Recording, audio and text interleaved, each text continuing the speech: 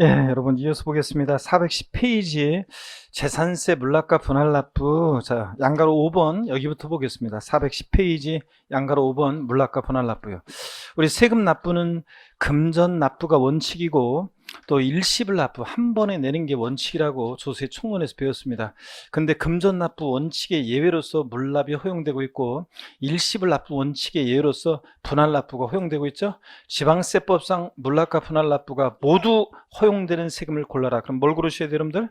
재산세를 고르셔야 한다고 우리가 배웠습니다. 재산세. 자, 예, 지방세에서 물납과 분할 납부 모두 허용됩니다. 국세에서 물납과 분할 납부가 모두 허용되는 세금을 골라라. 뭐요? 상속세. 상속세가 물납과 분할 납부 모두 허용됩니다. 자, 먼저 재산세 물납의 요건을 봅니다. 지자체장은요, 재산세 납부세액 1천만 원 초과하는 경우 밑줄이고 동그라미 1번입니다. 재산세는 물납 납부할세 얼마? 1천만 원 초과할 때 할 수 있습니다. 딱 1천만 원 안 돼요. 초과해야지. 그 다음에 납세무자 신청을 받아 밑줄이고 동그라미 2번입니다. 물납은 납세무자가 신청을 해야지 과세권자가 알아서 해주는 게 아니에요. 그 다음에 해당 지자체 관할구역에 있는 부동산에 대하여만 밑줄이고 동그라미 3번입니다. 재산세는 어떤 거로 물납하느냐? 부동산인데 다른 시군구 관할구역 내는 거로 안 돼요. 해당 지자체 과세 관할구역 내 부동산에 한해서만 물납할 수 있습니다. 서울특별시 강남구에 재산세를 낼 게 있을 때는 강남구 관할구역 내 부동산에 해야지 뭐 서초구라든가 성남시에 있는 거로 된다 안 된다? 안 됩니다. 자, 그 다음에 시험에 나왔던 것은 관할구역에 관계없이 부동산에 대해서 물납할 수 있다. X입니다. 또 국내에 소지하는 부동산 아닙니다. 자, 해당 지자체 과세관할구역 내 부동산에 한해서만 허가받아 할 수 있습니다. 물납을 허가할 수 있다 밑줄이고 동그라미 4번입니다. 물납은 신청했다고 무조건 다 받아주는 게 아니에요. 자, 어떤 사람이 물납하겠다고 물납 신청을 했어요. 그래서 공무원이 물납하겠다는 부동산의 등기부등본을 딱 띄워봤더니 1번 저당권 설정돼 있고 2번 저당권 설정돼 있고 3번 가압류돼 있습니다. 골치 아프겠죠? 그래서 물납 불어갑니다. 그래서 물납의 요건 4가지를 제가 항상 강의할 때 30배 시험 전에도 그렇고 그 전에도 그렇고 항상 물납의 요건은 이렇게 번호를 달아서 항상 제가 4가지로 나눠 설명을 드렸었는데 30회 시험에서 옳은 거 골라라 문제에서 이게 정답쯤으로 나왔었습니다. 재산세 납부할세 얼마? 1천만 원 초과할 때 납세무자 신청을 받아 어떤 걸 물납하냐? 해당 지자체 과세관할구역 내 부동산에 대해서만 허가받아 할 수 있다. 이렇게 해서 나왔었습니다. 그 다음에 동그라미 2번 봅니다. 분할 납부입니다. 세금 일시불 납부 원칙에 의해서 분할 납부요. 지자체장은 또 밑줄입니다. 재산세 납부세액 500만 원 초과하는 경우에 밑줄이고 동그라미 1번인데요. 이게 이제 500만 원이었는데 500만 원 재산세 분할 납부 기준 금액이 500만 원 초과였었는데 요 500만 원요. 요게 이제 자 2020년 요번에 지금 본회의에 올라가 상정돼서 지금 요번에 통과되는 것이 어떤 거냐면 이게 250만 원으로 바뀌었습니다. 250만 원으로. 그래서 500만 원에서 얼마로 바뀐다고요? 250만 원으로 2020년에 개정될 예정입니다. 그래서 요거 250만 원 고칩니다. 250만 원 고쳐놓고요. 시험에요. 31회 시험에 무조건 나옵니다. 무조건 나오는데 나오면 전국의 강의 들은 수험생들이요.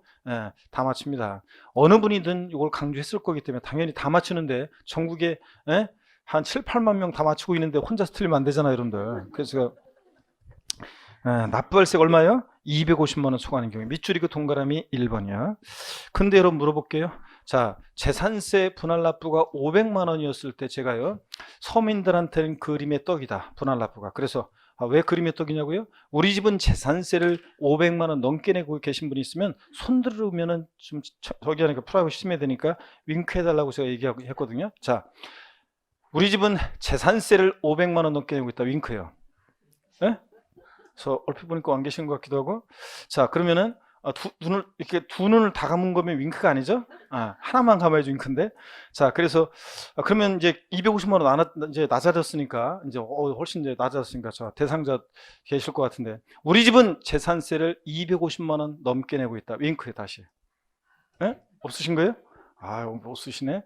자, 제가 그래서 예전에 이 얘기 꼭 해드렸는데 제가 예전에 강의했던 곳에서 있죠. 어느 곳에 수강생들이 이렇게 요 교탁 아래까지 빽하게 막 수강생들 앉아 계시고 그러는데 제가 자 우리 집은 재산세 500만 원 넘게 윙크를 했는데 없더라고요. 그래서 없죠. 그리고서 진도하려고 하는데 바로 교탁 바로 앞에 앉아 계신 사장님 있죠. 헛기침하길래 제가 딱 봤더니 은카시 사장님이 있었는데, 자 여러분요, 250만 원 초과로 이제 바뀔 예정이라는 거 꼭 기억하시면서요. 또 계속 이어서 보겠습니다. 납부할세액의 법령이 전부했던 납부할세액의 일부를 미줄이고, 납부할세 일부를 미줄이고 동그라미 2번입니다. 전부 아니고 일부를. 또 납부기한이 지난 날부터 2개월 이내에 미줄이고 동그라미 3번입니다. 자, 납부기한 경과 후 지난 날부터 2개월 이내에 분할 납부하게 할 수 있다. 그래서 분할 납부 요건입니다. 그러면 예를 들어서 재산세 분할 납부 있잖아요. 만약에 재산세 분할 납부 보시면, 납기가 만약에 7월 16일부터 7월 31일이다 그러면 납부기한 지나서 2개월이니까 언제까지요? 9월 30일까지 분할 납부할 수 있다는 얘기입니다. 분납기한. 자, 분납기한이 그렇다는 얘기고, 만약에 9월 16일부터 9월 30일, 9월 31일 납부기한으로 할 때는 언제까지 할 수 있다는 거예요? 11월 30일까지 분할 납부할 수 있습니다. 9월 31일이 납부기한일 때는. 그래서 2개월 내 분할 납부입니다. 자, 이렇게 해서 꼭 요건을 알아두시고, 얼마를 어떻게 분할 납부할 수 있냐, 자세한 처리 기준이나 이런 것들은 우리가 나중에 또 배우게 됩니다. 양가로 6번 세부담 상한입니다. 오늘은 세부담 상한도 정확한 기준은 다음에 외울 거고요. 말 뜻을 이해하고 세부담 상한의 의미들을 이해하시면 되겠습니다. 오늘은 세부담 상한이 뭐냐. 자, 여기 보세요. 세금 부담에 상한을 둔다는 건데, 자, 이건 어떤 거냐면 이런 겁니다. 우리가요, 취득세 같은 세금에 세율이 인상되면 사람들이 막 욕합니다. 근데 그게 좀 누그러지는 것이, 뭘 사면서 세금을 내니까 좀 누그러져요. 양도소득세 세율이 인상되면 사람들이 막 욕합니다. 근데 양도소득 중에서 일부를 세금을 내니까 그게 좀 누그러져요. 사람들이 제일 용서 못하는 세금이 뭐냐면요, 보유세예요. 가만히 있는데 매년 꼬박꼬박 세금 내라고 하니까 되게 억울하게 생각해가지고 전년도보다 몇만 원만 올라도 막 욕합니다. 욕 먹으면 안 되잖아요, 여러분들. 자, 그래서 지금 보유세 부담이 최근에 서울 같은 경우 뉴스에 나오는 것이, 부동산 가격이 많이 상승해가지고 최근 몇 년간, 그래서 공시가격 반영률이 높아지고, 자, 그러다 보니까 이제 재산세 부담이 늘어나고, 또 종부세 대상자가 아니었던 사람이 종부세 대상자가 되고, 자, 그렇게 해서 이제 종부세 대상자가 늘어났다 이렇게 하면서 보유세 폭탄이다 그러는데, 실상을 보면 저희 가족 중에도 한 명이 2년 전에 기존에 집이 이제 있었잖아요, 몇 채가. 그러다 보니까 이제 그 중에 하나를, 저희 가족 중에 한 명이, 형제 중에 한 명이 집을 팔았어요. 팔고서 이제 새로운 주택을 샀는데, 팔면서 원래 양도차익 많이 남았어요. 그리고 새로 샀는데 그 집이 또 지금 한 2년 사이에 또 뭐 거의 1억 얼마가 올랐다, 2억 얼마가 올랐다, 그렇게 됐습니다. 그럼 여러분, 그렇게 했는데 종부세를 내는 걸 보면은, 종부세 그렇다면 몇백만 원 내느냐? 그것도 아니에요. 자, 그래서 뭐 종부세도 몇십만 원 뭐 나와 것 같더라고요, 보니까. 자, 그럼 여러분 보세요. 그 지금 몇 억 벌어가지고 지금 몇십만 원 내고서 그냥 억울하다고 하고 막 그러면 안 된다. 제가 그런 얘기하는데, 자, 그러면 안 된다. 그래서 종부세 내고 싶어도 못 내는 사람들이 국민 대다수잖아요, 여러분들. 내고 싶어도. 여러분들이 종부세 대상자이신 분도 계시고 아닌 분도 계시는데, 아닌 분들은 반드시 공인중개사 합격하셔가지고 부동산의 도사가 돼가지고 여러분들이 이제 잘 이제 해가셔가지고 돈 많이 벌어서 이제 종부세 대상자가 당당히 되셔야죠, 이제. 그래서 대상자 돼서 자랑스럽게 되면서 사람들한테 얘기해요. 나 종부세네. 종부세네. 자, 오빠 우리 집 종부세네. 자, 이렇게 얘기하고 다니시기를 제가 응원하겠습니다. 여러분, 그러다 보니까 전년도하고 비교해서 몇만 원만 올라도 사람들이 막 욕하다 보니까 욕 먹으면 안 되잖아요. 그래서 급격한 증가를 막기 위해서 전년도보다 올해 일정한 상한을 두고 있습니다. 그래서 이게 세부담 상한이에요. 자, 그러니까 보유세 부담의 급격한 증가를 막기 위한 거니까 세부담 상한은 보유세에 있는 거예요. 그래서 보유세 어떤 거냐? 재산세, 친구, 지역자본시설세, 그리고 종합부동산세, 이렇게 세부담 상한이 적용된다는 거. 자, 그러면 세부담 상한의 의미를 맛배기로 살짝 한번 볼게요. 동그라미 1번 토지건축물이요. 해당 재산에 대한 재산세 산출세액이 직전 연도 해당 재산에 대한 재산세액 상당액의 100분의 150을 초과하는 경우에, 여기 비율입니다. 100분의 150에 해당 금액을 해당 연도에 징수할 세액으로 한다. 자, 이게 무슨 말이냐? 토지건축물은 공시가격 관계없이 부자들이다 보니까 무조건 150%를 상한선으로 하는데요. 세부담 상한으로 하는데요. 그러면 이해로는 얘기예요. 절 보세요. 전년도에 어떤 토지나 건축물에 대해서 재산세 10만 원 냈어요. 올해 과세권자가 세금 계산했더니 그 토지나 건축물의 재산세 세금을 계산했더니 상주세액이 이게 19만 3천 원 계산됐습니다. 올해 얼마만 납부한다고요? 15만 원. 전년도세액 10만 원에 150%니까 얼마? 15만 원을 상한선으로 합니다. 그래서 19만 3천 원 계산됐어도 얼마 왔네? 15만 원. 이게 세부담 상한입니다. 자, 근데요, 주택은요, 서민들과 관계돼 있잖아요. 땅 가지고 있고 산 갖고 있는 사람들 부자들이니까 공시가 관계 무조건 150% 상한선으로 하는데, 주택은 서민들과 관계돼 있기 때문에 엄격하게 세분화되어 있습니다. 가격에 따라서. 그래서 뭐 기업본 같으면 주택 공시가격 또는 지자체 장이 산정한 가액이 두 번째 줄이요. 3억 원 이하 주택이다 그러면 100분의 105, 105%를 상한선으로 합니다. 매출이고. 아직은 못 해도 돼요. 이러려고 꼭 안 하셔도 돼요. 105%를 상한선으로 하고. 니은번은 주택 공시가격 또는 시장주가 산정한 가액이, 지자체장이 산정한 가액이 두 번째 줄 3억 초과 6억 이하다 그러면 100분의 110, 110%를 상한선으로 하고요.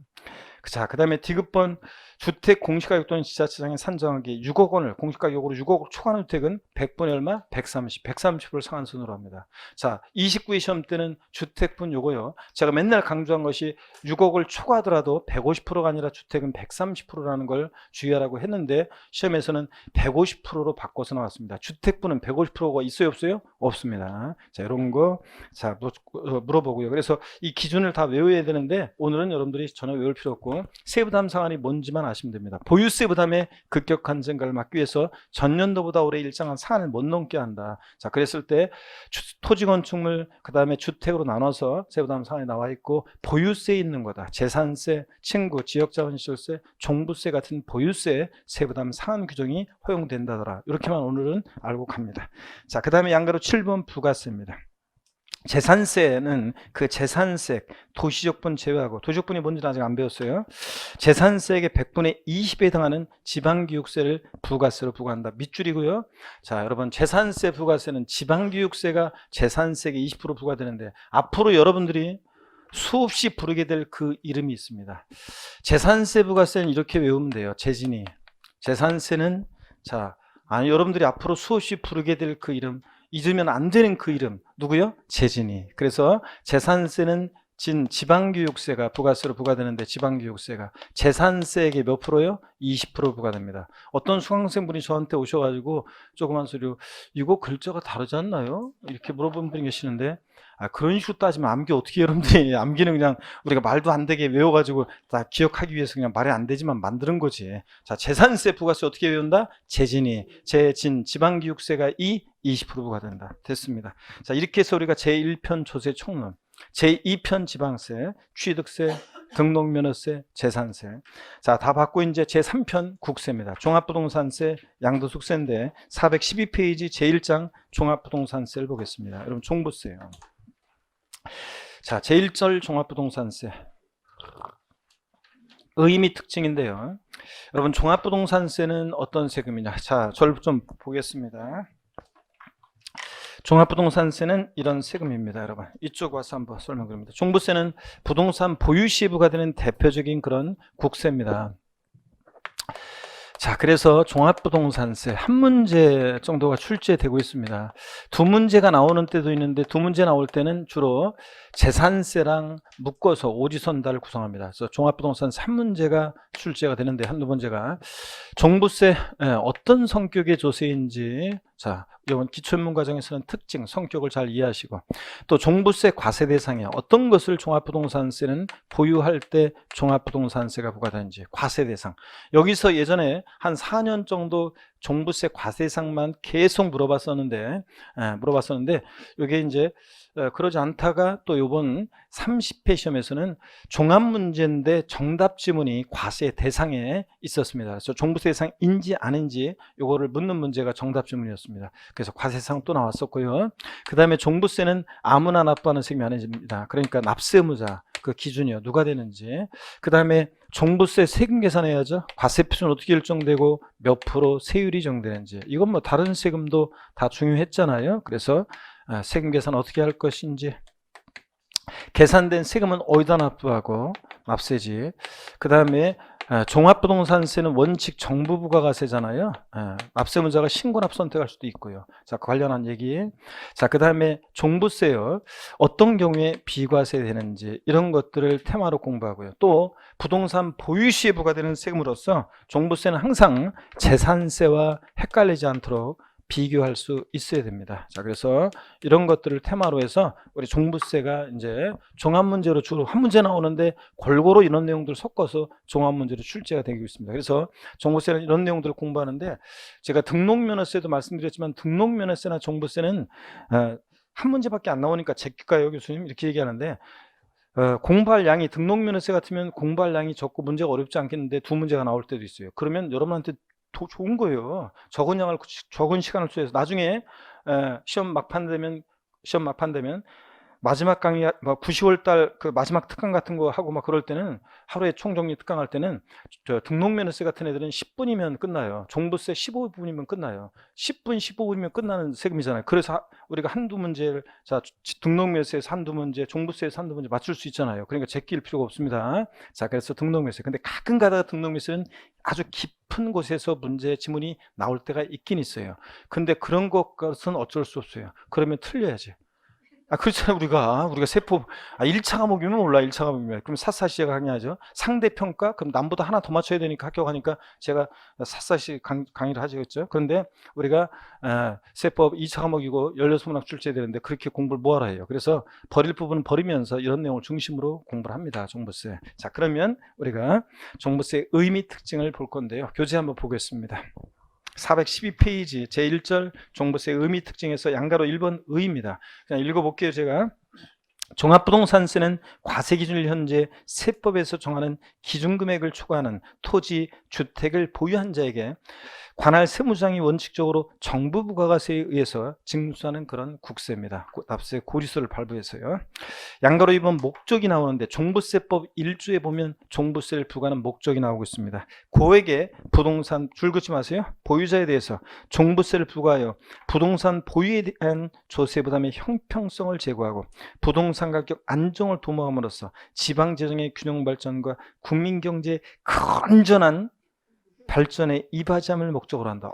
옛날에 국민교육 헌장 읽는 분위기죠.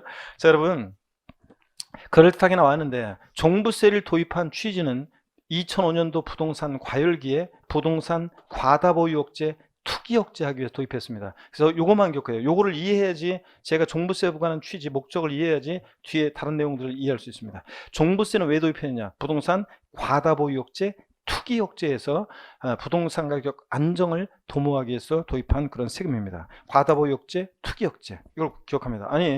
자, 부동산 과다보유 억제, 그 다음에 투기 억제. 그래서 투기 억제. 그래가지고 부동산 가격 안정 도모요. 부동산 가격 안정을 도모하기 위해서 부동산 가격 안정을 도모하기 위해서 도입한 세금입니다. 자, 이렇게 해서 취지를 이런 식으로 좀 이해해 둡니다. 과다보유 억제, 투기 억제에서 가격 안정 도모하기 위한 세금입니다. 이렇게 이해해 두시고요. 넘어갑니다. 외울 건 아니고 그냥 그렇구나 이렇게 하고 이해하고 갑니다. 특징을 보겠습니다. 종합부동산세는 국내에 주택과 토지를 보유하는 경우에 소유자별 합산해서 과세하는 인세이며 종부세, 양도소득세, 국세 두 개 주요수맥은 뭐라고 했어요? 인세, 합산과세하죠. 그 다음에 재산세가 과세되는 주택 및 합산대상 토지, 합산대상 토지가 뭐냐면 별도 합산, 종합 합산대상 토지를 말합니다. 에 대해서 일정 금액 이하는 재산세로 과세하고 일정 금액을 초과하는 부분은 종부세로 과세하는 이원적 성격의 조세라는 거. 자, 그러면요 어떤 얘기냐 이거 한번 이해하셔야 되는데 잘 보세요 여러분들. 종부세는 어떤 세금이냐 이쪽에서 한번 볼까요? 이원적 성격의 조세다. 자, 어떤 사람이 예를 들어서요 갑이라는 사람이 만약에 서울특별시 강남구에 A 부동산을 보유합니다. B 부동산은 예를 들어서 경기도 성남시에 보유하고 있습니다. 그러면 재산 보유세는 어떻게 부과되냐면 먼저요 강남구청장이 A 부동산에 대해서 재산세를 부과하고 성남시장이 B 부동산에 대해서 재산세를 각각 1차적으로 각각 부과합니다. 그런 다음에 개인별로 합쳐봤더니 이 사람이 종부세 대상자가 됩니다. 그러면 자, 일정 기준 금액을 초과하는 부분에 대해서는 종합부동산세가 2차적으로 부과가 됩니다. 근데 문제는 지금 이 그림을 잘 보세요. 종부세가 부과되는 부분에 뭐가 과세되어 있어요? 재산세가 과세되어 있잖아요. 그러니까 이중과세를 피하기 위해서 나중에 배우는데 종부세 세계에서 이중과세를 공제합니다. 즉 재산세를 공제해요. 종부세 부과 기준에 부과되어 있는 재산세를 뺍니다. 자, 그래서 일정 가격까지는 재산세로, 일정 가격을 넘는 부분은 종부세로 과세되도록 우리 재산 보유세는 현재 재산 보유세는 이원화되어 있다 얘기합니다. 이원화되어 있다. 뭐하뭐로 이원화되어 있다고요? 재산세와 종부세로요. 처음에 종부세 도입했을 때 2005년도에 아니 내가 갖고 있는 주택에 대해서 재산세 내가 내고 있는데 왜 또 종부세라는 것을 또 만들어 가지고 세금을 부과하느냐 해가지고 이중과세 위헌이다. 그래서 위헌소송 제기했는데 합헌입니다. 왜냐고요? 일정 가격까지는 재산세로 과세되는 체계로 돼 있고 일정 가격을 원래는 이만큼 내야 되는데 그 중에서 일정 가격까지는 재산세, 일정 가격을 넘는 부분은 종부세로 과세되도록 세율 체계가 돼 있기 때문에 이중과세가 아닙니다. 자, 그래서 우리 재산 보유세는 현재 재산세와 종부세로 이원화되어 있다 이런 얘기입니다. 이해하시면 되고요. 그 다음에 그 박스 안에 그림을 보겠습니다. 그림을 보니까 주소지 관할 세무서장이 종부세는요 법에 열거되어 있는 과세객체 토지주택을 과세기준일 6월 1년제 사실상 보유하고 있는 자에게 자 원칙적으로 부과과세합니다. 세금 계산에서 납세 고의서를 발부하는데 납세무자가 고의서 유통해 버리고 신고납부 선택하면 신고납부할 수도 있는 그런 세금입니다. 국세고요. 또 그 특징을 보니까 동그라미 1번 대표적인 재산 보유 과세고요. 그 다음에 개인은 개인별 과세하고 법인은 법인별로 과세하고 인세니까 합산 과세합니다. 그럼 이 얘기가 어떤 얘기인지 말씀드립니다. 자 여러분 보세요. 종부세는 납세의무자를 보시면 종부세 납세의무자는 우리 같은 자연인 개인뿐만 아니라요. 법인이나 단체도 종부세 납세 의무자가 됩니다. 종부세 납세 의무자가 돼요. 법인이나 단체도요. 법에서 정해진 일정 기준액을 추가 보유하면 법인이나 단체도 종부세 납세 의무자가 됩니다. 개인이 납세 의무자일 때 있잖아요. 자, 처음에 종부세 도입했을 때는 종부세는 세대별 합산과세였습니다. 세대별 합산과세였어요. 그랬다가 혼인했다는 이유만으로 세금을 혼인하지 않은 자보다 더 내는 건 불합리하다 그래서 요 세대별 합산에서 이제 개인별 합산으로 이게 이제 바뀌었습니다. 세대별 합산이 아니라 뭐로? 개인별 합산으로요. 그러면 세대별 합산에서 개인별 합산으로 바뀐 것이 어떤 의미가 있는지를 한번 소개를 해 드리겠습니다. 자, 여러분 예를 들어서요. 갑이라는 사람이 있는데요. 거주자입니다. 거주자라는 것은 그 집에 사는 사람이 아니라 우리가 이제 소득세 총설 우리 다음 주에 배우는데 소득세 납세의무자는 자연인 개인인데 이 개인을 거주자와 비거주자로 나눠서 납세 의무의 범위 등을 달리하고 있습니다. 거주자 그러면 우리나라 국내 주소가 있거나 주소 있으면 거주자입니다. 주소가 없더라도 183일 이상 거소둔 개인을 우리가 거주자라고 합니다. 하여튼 거주자가 있고요. 이 사람의 배우자을이 있습니다. 배우자을이 있고요. 또 그 다음에 이 거주자 및 배우자와 동일한 주소곳에서 생계를 같이 하는 가족병이 있습니다. 이들과 동일한 주소곳에서 생계를 같이 하는 가족병, 얘네들을 우리가 뭐라고 하냐면 1세대라고 합니다. 1세대. 자, 1세대원의 재산 보유 현황을 보니까 이 집이요. 갑이라는 사람이 공시가격으로 6억 원인 주택을 보유합니다. 6억. 주택인데 6억입니다. 을은 주택 두 채가 있는데 을명의 주택 두 채가 있는데 하나는 공시가격으로 3억 원, 하나는 2억 원인 주택이 있습니다. 병명의 주택이 있는데 공시가격으로 4억 원인 주택이 있습니다. 그러면 제가 미리 말씀드리면요. 주택분 종부세는 공시가격으로 해서 합계액이 6억 원을 기준으로 합니다. 그래서 6억 원까지는 납세 의무가 없고 6억 원을 초과할 때 납세 의무가 있습니다. 그러면 집 한 채 가격이 6억을 초과했던 개인별로 여러 채 합친 가격이 6억을 초과했던 6억 초과할 때 납세 의무가 있게 됩니다. 그러면 이 집은 보세요. 예전에 세대별 합산했을 때는 15억이잖아요. 전부 합치니까 종부세가 부과됐습니다. 근데 이제 개인별 합산으로 바뀌다 보니까 보세요. 갑 개인별로 따져요. 개인별로 따지니까 6억 초과했어요? 안 했어요? 주택분 초과하지 않았으니까 납세무 없어요. 을 개인별로 합치니까 5억이에요. 6억 초과하지 않았으니까 납세무 없어요. 병도 납세무 당연히 없습니다. 6억 초과하지 않았으니까. 자, 그러니까 여기서 얻을 수 있는 힌트는 종부세를 절세하기 위해서는 소유를 세대원 간에 어떻게 하는 게 좋다? 분산하는 것이 좋다. 그런 얘기입니다. 자, 이런 얘기입니다. 그래서 종부세는 개인별 합산입니다. 이제 부부도 따로따로. 그래서 부부 합산, 세대별 합산하지 않고 개인별 합산입니다. 그 다음에 법인이나 단체는 상법상 모회사, 자회사 관계가 있어도 따로따로 법인별로 모회사는 모회사, 자회사는 자회사 하여튼 법인별로 각각 합산합니다. 법인별 합산이고. 자, 이렇게 해서 법인별 합산이다. 이렇게 해서 우리 종부세 개인별 합산이라는 거. 개인은 개인별 합산, 법인은 법인별 합산. 자, 그 의미를 이해하시고요. 동그라미 4번입니다. 교재를 봅니다. 412페이지. 동그라미 4번. 종부세는 직접세, 이건 뭐 우리 심에 관계된 5개 주요 세목의 공통적인 성격, 밑반찬이죠. 그래서 다 직접세고 독립세고 보통세고 종가세, 정률세를 적용되고요. 사실주의 과세합니다. 역시. 그래서 종부세도 등기되지 않아도, 등록되지 않아도, 허가받지 않아도 과세가 됩니다. 또 현황 부과합니다. 공부상 현황과 사실상 현황이 다르면 무엇에 따라서 사실상 현황에 따라 부과하고요. 자, 이런 건 이렇게 이해해서 보시면 되고. 413페이지 제2절 종합부동산세 과세 대상입니다. 어떤 것을 보유할 때 종부세 부과되느냐. 처음에 여러 번 나왔다고 그랬죠? 31회에도 종합문제 속에 정답 좀 나왔고요. 그래서 제2절 종부세 대상 중요하고요. 먼저 종부세는 지방세법상 재산세상 중에서 미출입니다. 주택과 토지를 대상으로 한다. 즉 건축물, 선박, 항공기는 재산세 대상이 반 종부세 대상이 아니다. 미출이요. 자, 그러면 여러분 보겠습니다. 종부세 대상은요, 여러분 봅니다. 종합부동산세 과세 대상은 주택과 토지가 종부세 대상입니다. 주택과 토지가. 그랬을 때 이 주택에요, 별장은 종부세 대상이 되는 주택에서 요거 제외합니다. 포함하지 않고 제외합니다. 왜 그러냐고요? 우리 재산세에서 별장은 몇 프로 세율이 정됐었어요? 별장은 몇 프로? 4%. 별장, 고불악장, 골프장 4%잖아요. 4% 고율의 세율을 정했습니다. 자, 그렇기 때문에 높은 세율 체계로 되어 있는 또 종부세 대상이 되면 너무 가혹하니까 이미 재산세에서 고율 과세했기 때문에 별장 제외하고. 근데 고급 주택은 요거는 포함합니다. 왜냐하면 고급택은 어디서만 중과세요?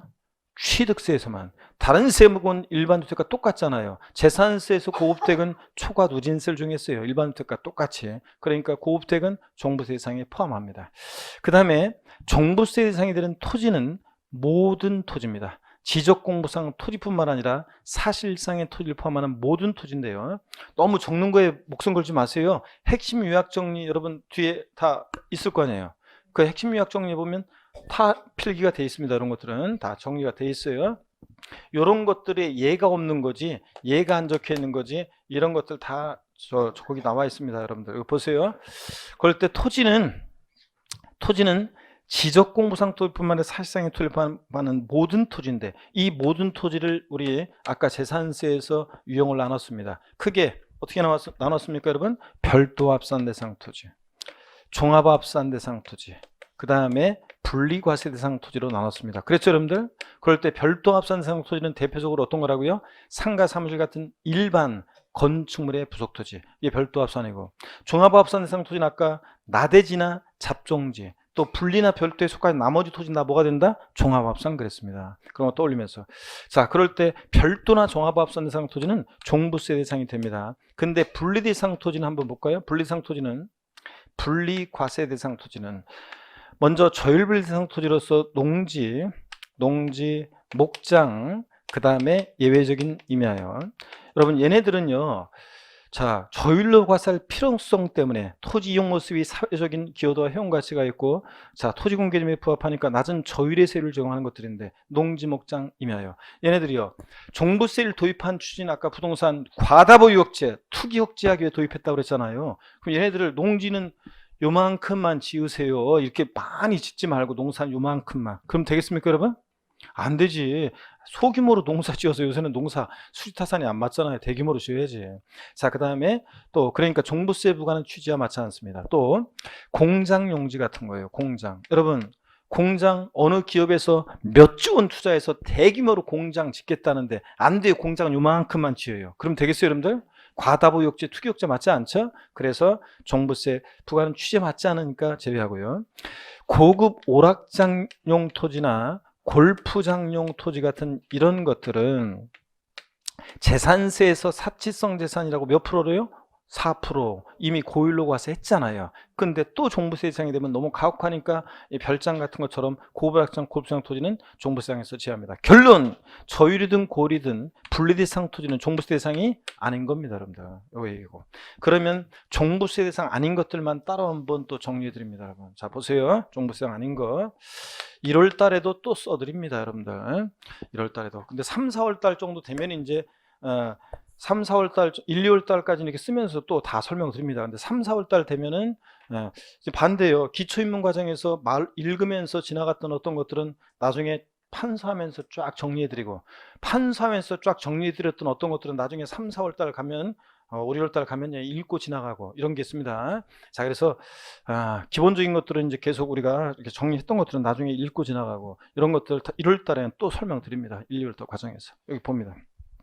종부세 과세 대상 아닌 거 정리해드립니다. 오늘은 이해하면서 완벽하게 못 외워도 이해하면서 외우려고 무조건 어떤 수강생분은 무조건 외워야 된다 세법은 이렇게 생각하고 있는데 우리가 사실은요 외우려고 막 노력 안 해도 어떤 것들은 이해하면 대충 되고 어떤 것들은 이해하면 대충 그렇게 할 수 있고 또 쉽게 말하자면 외워지게 되는 거고 자연적으로 또 어떤 것은 꼭 굳이 외우려고 안 해도 자꾸 보다 보면 그냥 눈에 익어서 또 문제를 풀게 되고 그렇습니다. 그래서 수업을 충실히 듣게 되면 차근차근 이렇게 내공이 쌓여지면요 수업을 쭉 충실히 들으신 분들은 나중에 시험 문제가 어떻게 나오더라도 문제 지문 속에서 이건 것 같은데 또 어떤 거는 어떤 수강생분들은 믿음이 신실한 분들은 제 음성이 들리고 직접 또 들려서 맞히기도 하고 그래서 맞히기도 하고 어떤 수강생분들은 이거는 뭔가 배웠던 내공이 쌓여 있으면 이건 것 같은데 찍습니다. 그럼 그게 그냥 찍은 게 아니라 실력을 푼 거예요. 그게 실력이에요. 자, 그런 식으로 다 됩니다. 그래서 여러분들 잘 이해하면서 처음에는 보시는 게 중요합니다. 여기를 봅니다. 과세 대상 아닌 것을 한번 정리해 드리면요. 먼저 건축물 아닙니다. 건축물 아닌데 여기 잘 보세요. 상가용이든 공장용 건축물이든 고급 오락장용 건축물이든 어떤 건축물이든 건축물은 종부세 대상이 아닙니다. 이런 거 상가 건축물, 공장용 건축물 다 시험에 나왔던 것들이 아니고 또 그 다음에 선박과 항공기는 재산세 대상이지만 종부세 대상 아닙니다.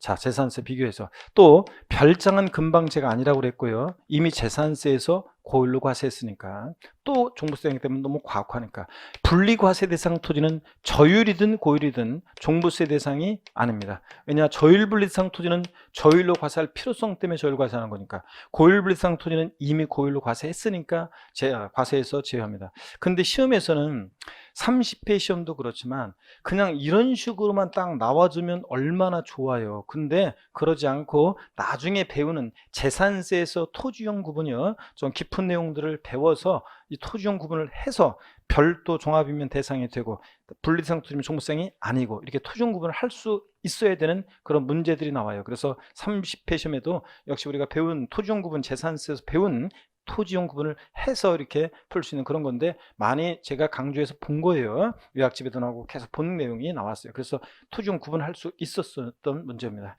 분리대상 토지 저희든 고이든 아닙니다. 또 합산 배제 대상 주택이라는 게 있어요. 여기 보세요. 합산 배제 대상 주택이라고 있습니다. 합산 배제 대상 주택. 어떤 거냐면 여러분 주택은 전국에 있는 주택을 합산해서 과세하는데 다만 합산해서 배제시키는 주택이 있어요. 그러니까 결국은 종부세 대상이 아닌 주택이 있다는 건데 대표적인 예가 어떤 거냐면요. 일정한 조건 갖춘 임대주택 같은 게 그렇습니다. 임대주택이요. 여러분 임대주택은 국가적 입장에서 생각해 보세요. 많이 공급되는 게 좋아요? 과다 보유를 억제하는 게 좋아요?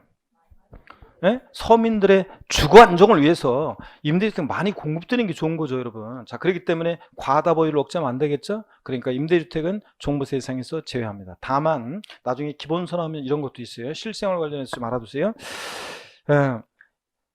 조정대상 지역 내에서요. 조정대상 지역이 아닌 지역은 상관없고요. 조정대상 지역 내에서 1주택을 소유하는 1세대가 2018년도 9월 14일 이후에 새로 취득한 주택은 임대주택으로 등록하더라도 종부세 합산에 포함을 시킵니다. 여태까지는 조정상 지역이든 뭐든 좌우지간 임대주택은 종부세 합산에서 제외시켜줬었는데, 근데 이제 조정 대상 지역 내 1주택을 소유하는 1세대가 다른 주택을 2018년도 9월 14일 이후에 취득해서 임대주택으로 등록할 때는 이제 합산 대상이 됩니다, 여러분. 그런 것도 있고요. 하여튼 등등, 또 뭐 기숙사 및 사원용 주택이라든가, 기숙사나 사원용 주택은 많이 공급되는 게 좋아요, 억제하는 게 좋아요? 종업원들의 수생복지를 많이 공급되는 게 좋은 거죠. 투기 목적과 관계없잖아요. 그 다음에 또 주택 건설 사업자가 집 줘놓고 미분양된 주택 같은 거, 이런 것도 어쩔 수 없이 보유하니까 제외하고, 등록 문화재 주택이나 가정 어린이집용 주택 같은 것도 과다 보유 억제하면 안 되겠죠? 그래서 그렇게 종부세 부과는 취지와 맞지 않는 주택들은 합산해서 배제되는 것들이 있습니다. 나중에 이제 자세히 나오고요. 오늘은 이해하면서 이렇게 종부세 대상 아닌 것들 이렇게 해서 눈여겨보고 정리해 둡니다. 교재 보겠습니다, 여러분. 양가로 1번 주택입니다. 413페이지 제2절 종부세 대상에서 양가로 1번 주택입니다. 주택은 종부세 대상인데 다만 지방세법상 사치성재산에 해당하는 밑줄입니다. 별장은 밑줄, 그리고 읽어볼게요. 이미 재산세에서 고율의 세율을 적용하기 때문에 종부세 대상에서 제외한다 밑줄이요. 별장은 종부세 대상에서 제외한다 밑줄. 참고해 보면 합산 배제 대상 주택 그래가지고요. 지금은 편하게 보세요. 다음에 언어에 해당하는 주택은 합산 대상이 되는 주택 범위에 포함하지 않는다. 그래서 일반 민간임대주택 특별법에 관한 민간임대주택, 공공주택 특별법에 따른 건설임대주택 및 다가구 임대주택 같은 거예요. 민간임대주택, 건설임대주택, 다가구임대주택 비실이요. 이런 임대주택은 제외합니다. 플러스 표시를 보니까 제가 아까 설명한 거예요. 1주택 이상 소유한 1세대가 조정 대상 지역에서 새로 취득한 주택은 임대 등록 시에도 종부세 합산 과세한다는 거. 2018년도 9월 14일 이후에 새로 취득한 주택부터 적용합니다. 그 다음에 2번 종업원의 주거의 공학기관 주사하면 사원용 주택이나 주택 건설 사업자 미분양 주택이나 가정 어린이집용 주택이나 이런 등록 문화주택 같은 이런 것들은 종부세 부과는 취지야. 과다 보유 억제, 투기 억제 맞지 않으니까 어떻게 한다? 제외한다. 오늘은 달달 외우려고 하지 말고 그냥 이런 것들은 제외되는구나, 취지를 이해하면서 읽고 갑니다. 양가로 2번 봅니다. 토지요. 재산세 대상이 되는 토지 중에서 별도 합산 대상 토지, 별도의 동그라미, 종합 합산 대상 토지, 종합의 동그라미가 종부세 대상에 해당하고 밑줄.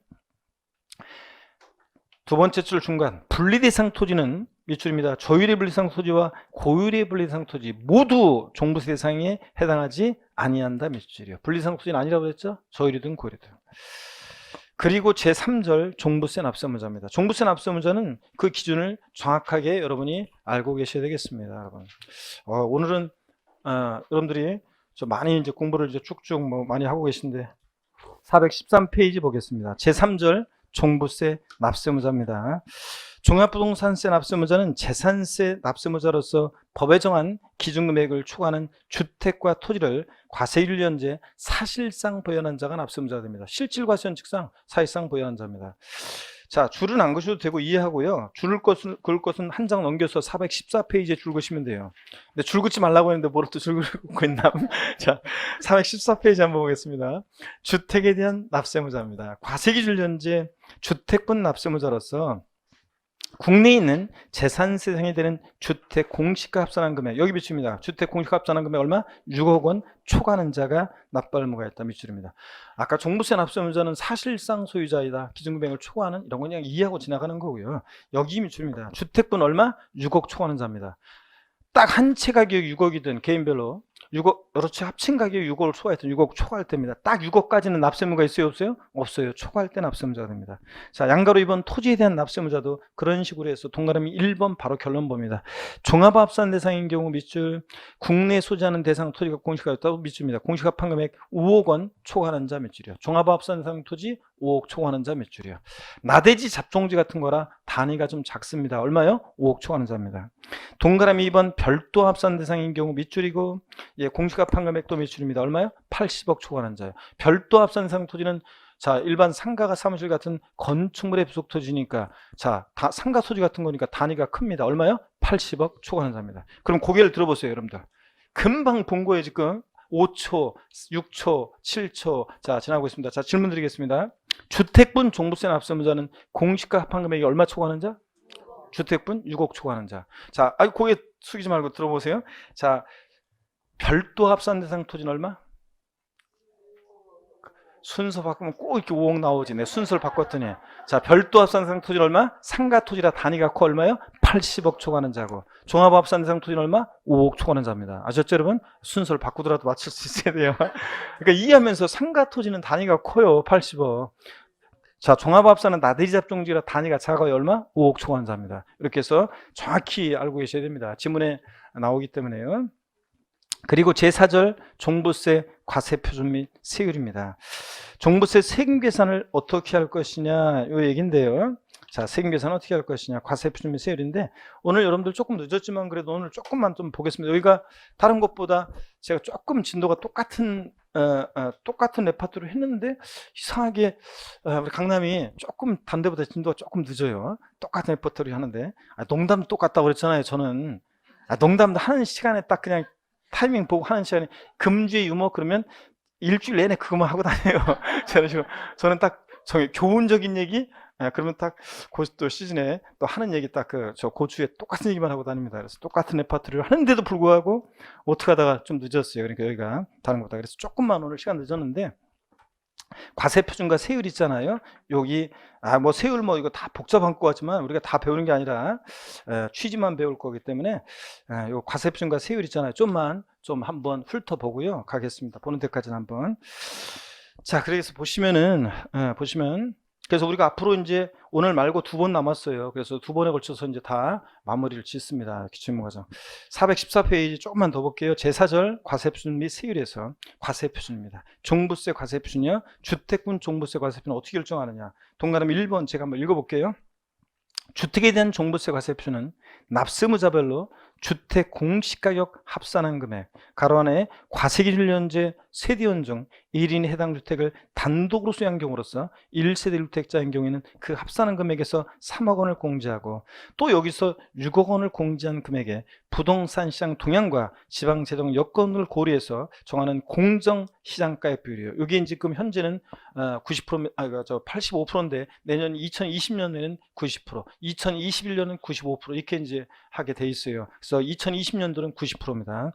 곱한 금액으로 한다 돼 있습니다. 그러면 이 길게 읽은 얘기가 거기 표에 정리가 돼 있어요. 그래서 여기에 줄 긋지 말고 요 기역 니은 요 표를 여러분들이 체크해 놓고 아시면 되겠습니다. 먼저 일반적인 주택분 종부세 과세표준은 공시가격 합산한 금액에서 얼마 공제해요? 6억 원 공제한 금액으로 한다 그럼 틀려요.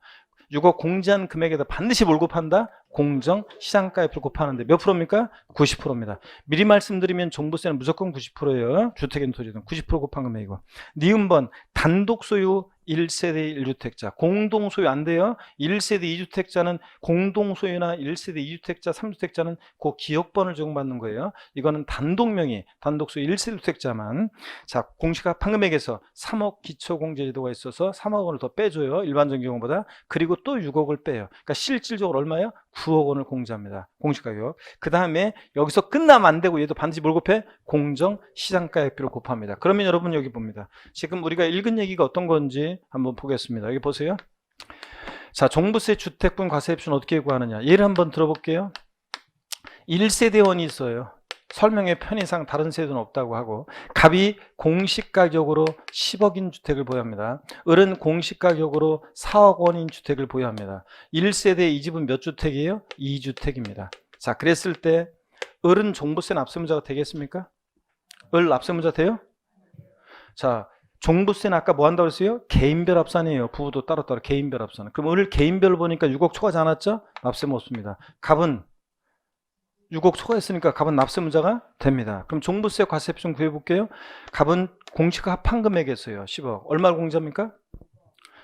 자, 3억 기초공제 안 해요. 1세대 2주택이니까. 자, 일반적으로는 공시가 합한 금액에서 얼마? 6억 공제한 금액으로 합니다. 6억을 왜 빼주냐고요? 6억 초과하는 자가 납세무자지 6억까지는 납세무 없잖아요. 그래서 6억 공제한 금액에다가 여기서 끝나면 안 되고 공정시장가액 비율 몇 프로요? 90%. 2020년도는 90% 합니다. 그러니까 얼마예요? 4구 36이니까 얼마입니까? 4구 36이니까 3억 6천만 원이요. 이렇게 해서 과세 표준을 구합니다. 자, 이렇게 해서 이제 한다고 했는데 과세 표준을 잘 배웠는데 어떤 수강생분이 딴 곳에서 싫어해요. 어떤 수강생분이 제가 가는데 수업 끝나고 가는데 저를 부르더니 조용히 부르더니 아까 수업 시간에요. 그 종부세인가 그거 3억 얼마씩이나 세금 내요? 깜짝 놀라고 저한테 물어보신 분이 계시는데, 자, 종부세는 보유세다 보니까 매년 부과하는 세금인데 공기가 10억짜리 갖고 있다가 1년에 3억 6천을 세금을 내면 아이고 비뜯어가지고 은행에서 대출 받아가지고 세금 내야 되는 판이고 몇 년 만에 그지 될 거 아니에요 여러분들. 그래서 3억 6천은 과세표준입니다. 지금 우리가 과세표준 구하잖아요. 과세표준 구하고 여기다 해당되는 세율을 적용해서 산출세를 구하는데, 그럴 때 종부세 세율이 처음에 종부세 도입했을 때보다 지금 세율이 많이 낮아졌어요. 그래서 사실은 세금 부담이 그렇게, 물론 이걸 좀 내시는 분들 중에는 많다고 하면서 이렇게 제 말에 동의 안 하시는 분도 계시겠지만 그건 뭐 사람마다. 근데 제가 보기에는 부동산 가격 상승분을 생각하면 많이 안 올랐어요. 사실은 세율이 낮아졌어요 처음보다. 그래서 어떻게간에 여기다가 이제 세율 곱해서 산출세 구하는 겁니다. 또 한번 보겠습니다. 이번에는 또 한번 볼게요. 이번에는 이렇게 하겠습니다. 자, 이쪽을 보이실려나요? 자, 봅니다. 갑과 을 1세대원이 있습니다. 근데 갑이 공시가격으로 10억인 주택 보유하고 다른 세대원들은 설명의 편의상 주택이 없다고 할게요. 1세대 1주택이고 갑 지금 단독 소유로 되어 있죠? 그래서 단독 소유 1세대 1주택입니다. 이랬을 때 갑은 납세문제가 되죠? 6억 초과했으니까. 그럼 갑에 대한 종부세 계산할 때 공시갑 판금액에서 얼마 공제요? 3억 기초 공제하고 또 여기서 얼마요? 6억을 공제합니다. 실질적으로 얼마 공제요? 9억이요. 그래서 단독소 1세대 1주택일 때는 공시가격 9억까지는 종부세가 과세되지 않습니다. 제가 이해를 위해서 우리가 공부할 때는 기초공제 3억하고 6억 빼고 이렇게 하지만 실전에서는 단독소 1세대 1주택자는 바로 9억 공제하면 됩니다. 여기다가 공정시장가액 반드시 곱해야지 몇 프로요? 90% 곱합니다. 자, 그러니까 얼마예요? 9천만 원. 이런 식으로 해서 우리가 과세표준을 구합니다. 자, 이런 거예요, 여러분. 이해되십니까, 여러분? 이렇게 구한다는 거. 됐습니다, 여러분. 자, 그러면 교재를 보겠습니다. 자, 그래서 기업과 니은번만 체크하시면 되고요. 나머지 내용들은 지금 안 볼 거예요. 415페이지 참고 아래에 양가로 2번 토지요. 토지에 대한 종합합산 대상 토지 과세표준인데요. 구하는 방식은 거기 결론 딱 나와 있어요. 공시가판금액에서 얼마 공제? 5억 원 공제합니다. 5억 초과한 자는 납세문제니까. 여기다가 공정시장가액 몇 프로요? 90% 곱합니다. 별도 합산 대상 토지도 공시가판금액에서 얼마 공제요? 80억 공제합니다. 80억 초과한 자는 납세문제니까. 그 다음에 여기다 끝나면 안 되고 얘도 공정시장가액 몇 프로? 90% 곱합니다. 재산세는 공정시장가액 비율이 토지 건축물 70%, 주택은 60%인데 종부세는 무조건 몇 프로다? 90%입니다. 02번 세율 및 세액입니다. 주택에 대한 종부세 세율입니다. 기억번 봅니다. 주택에 대한 종합부동산세는 다음과 같이 납세의무가 밑줄입니다. 납세의무자가 소유한 주택수에 따라서 과세표준의 세율을 중에서 계산한 금액을 그 세액으로 한다. 포인트는 주택수에 따라. 여러분요, 이게 2019년 개정세법 내용인데 2018년도까지는 종부세는 주택 수에 따라 세율이 달라지지 않았어요. 조정 대상 지역 여부와 관계없었어요. 그랬다가 2019년도부터는 종부세 주택분 세율은 조정 대상 지역이냐 따라서 주택 수에 따라서 종부세 세율이 달라집니다. 자, 오늘은 외울 필요 없고 나중에 외울 건데 오늘은 외울 필요 없고 2주택 이하 소유한다. 조정 대상 지역 내 2주택을 소유하는 경우를 제외하고 2주택 이하다 그러면, 자, 과세표준 금액 3억 원 이하다 0.5%부터 그 다음에 94억 초과하면 2.7%까지 1,000분의 27 2.7%까지 자, 6단계로 6단계 초과 누진세를 적용합니다. 나중에는 자, 2주택 이하다 0527 6단계 초과 누진세 하면서 외우는데 오늘은 저는 외우려고 할 필요 없고요. 그냥 이렇게 적용된다. 넘어갑니다. 416페이지. 동그라미 B번입니다. 3주택 이상 소유하거나 조정 대상 지역 내 2주택의 경우에는 3주택 이상이거나 조정 대상 지역 내 2주택은 여기에요. 세율이 같이 가는 데네들 1,000분의 6 0.6%부터 그 다음에 1,000분의 32 3.2%까지 빵 6, 3위 6단계 초과누진세율 6단계로 초과누진세율 적용됩니다. 오늘은 잘 보세요. 이것만 알면 돼요. 종부세는 주택분 종부세 세율 적용할 때 주택 수에 따라 조정 대상 지역 여부에 따라 세율이 달라진다더라. 이것만 알고 가시면 됩니다. 그 다음에 키포인트 종부세 주택 수 계산할 때 요거 계산이 지문의 종합문제 속에서 30회 나오기도 했었는데 2019년 개정세법인데 나왔었는데 신경 쓰지 마세요. 지금은 어딜 보냐면 동그라미 이 키포인트 아래 니은번입니다. 밑줄입니다. 주택분 과세표준금액에 대해서 해당 대상 주택의 주택분 재산세로 부과된 세액은 주택분 종부세 세계세로 어떻게 한다? 공제한다. 아까 이중과세 피하기 위해서 종부세 부과기준에 부과되는 뭘 뺀다 그랬어요? 재산세 뺀다고 그랬죠? 그 얘기입니다. 동그라미 2번 1세대 1주택자의 세액 공제입니다. 자, 요것도 시험 지문에 나왔었는데요. 주택분 종부세 납세의무자가 1세대 1주택자에 해당하는 경우에 주택분 종부세 세액은 산출된 세액에서 아래와 같이 자 1세대 1주택자에 대한 공제를 공제하는 금액으로 한다. 이 경우 여기 밑줄입니다. 연령별 세액 공제와 보기한별 세액 공제는 100분의 70% 범위 내에서 중복하여 적용할 수 있다. 밑줄짝입니다. 1세대 1주택자에 대해서는 연령에 따라서 보기한에 따라 세액 공제 혜택이 있는데요. 기억번 보입니다. 연령별 세액 공제. 자, 밑줄은 여기입니다. 과세기준 현재 만 60세 이상인 1세대 1주택자의 공제금 밑줄이요. 자, 1세대 2주택자는 안 돼요. 토지분은 안 돼요. 1세대 1주택자인데 만 몇 세 이상? 60세 이상자에 대해서 공제해 줍니다. 오늘은 표를 외우려고 할 필요 없어요. 참고적으로 봅니다. 60세 이상 65세 미만 64세까지는 산수액의 10%, 65세 이상 70세 미만 69세까지는 20%, 70세 이상은 30%를 연령별로 공제해 줍니다. 산출 세계에서요. 417페이지입니다. 니은번 보유한별 세액 공제요. 또 밑줄입니다. 땡땡. 1세대 1주택자로서 해당 주택을 과세기준 현재 5년 이상 보유한 자 공제 밑줄입니다. 그러니까 역시 그것도 1세대 1주택자야 되고 자, 몇 년 이상 보여야 돼? 5년 이상이요. 3년 아니라는 걸 주의하고요. 5년 이상 10년 미만이면 산출세액이 20% 공제해주고 10년 이상 15년 미만이면 40% 공제해주고 15년 이상 보유하면 50%를 공제해줍니다. 이런 것들이 최근에 2019년 개정세법 내용이었는데요. 자, 그러면 여러분 저를 보세요. 아까 연령별 보유한별 공제는 중복해서 공제를 받을 수 있다고 했는데 자, 나이가 70세 이상이면 연령별 공제 30%, 15년 이상 보유하면 50% 부기한별 공제. 그럼 합치니까 80%인데 아까 몇 프로 범위에서 한다고 했어요? 70% 범위에서 공제해준다. 특이하다. 그래가지고 제가 특이하다고 합치면 최대 80% 해야 되는데 70% 범위 내에서만 중복공제 허용된다고 아까 그랬잖아요. 특이하다 그랬는데 시험 지문에 30회 때 나왔어요. 정답 지문 아니었지만 이런 것들. 그 다음에 또 보겠습니다. 그래서 오늘은 여러분들이 숫자를 정확히 외울 필요는 없고 하여튼 1세대 1주택자에 대해서만 이런 연령별 보기한별 세액 공제해 준다는 거, 단독세 1세대 1주택자에 대해서만. 그 다음에 요거요, 연령별 공제는 만 몇 세? 60세 이상. 보기한별 공제는 몇 년 이상? 5년 이상 보였을 때 해준다. 중복 공제 허용되는데 몇 프로 범위 내에서? 70% 범위 내에서만. 자, 요거만 알면 됩니다. 그 다음에 동그라미 3번 세부담 상한이요.